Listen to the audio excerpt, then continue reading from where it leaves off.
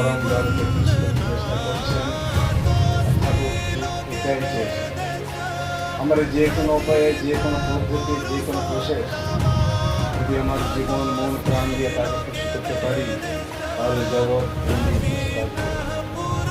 ঠাকুর বলেছেন, ঈশ্বরেরা ভালোবেসে যার যেমন তৃপ্ত প্রাণ, সেই তো পারে ভারত দুনিয়ায় করতে তেমন শান্তি। আমি আজকে যে ঘরে এসেছি, সেই দিনে আমাদের ছোটবেলার বন্ধু, আমরা একটা বিশেষ কাজ নিয়ে এসেছি। ছোট্ট দুটি কথা বলে আমি আমার বক্তব্য শেষ করব। নিয়ম অনুযায়ী মাতৃসম্মানের দেওয়ার প্রার্থনা হয়, তারপর ধনী হয়, আমি ঠাকুর কাছে ক্ষমা চেয়ে আপনাদের কাছে অনুমতি নিয়ে আজ দুটো কথা বলছি। তার প্রথম একটা গল্প দিয়ে শুরু করি।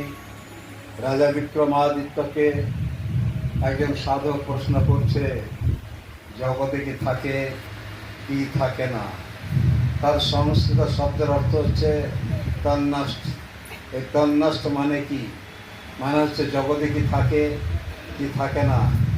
রাজা বিক্রমাদিত্য তার উত্তর না পেয়ে তার সভাকবি কালিদাসকে জিজ্ঞেস করছে, আচ্ছা কালিদাস, বলো তো জগতে কি থাকে আর কি থাকে না। কালিদাস তার উত্তর বলছেন, রাজা, এই জগতে যা দেখছেন, অনন্ত ব্রহ্মাণ্ডে যা দেখছেন, কালের নিয়মে তা একদিন ধ্বংস হবেই হবে। চন্দ্র, সূর্য, অনন্ত গ্রহ, নক্ষত্র, পৃথিবী একদিন তার পরমে শেষ হয়ে যাবে।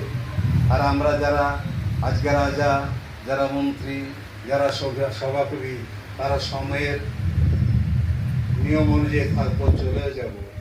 তাহলে কি থাকবে? ওটা একটাই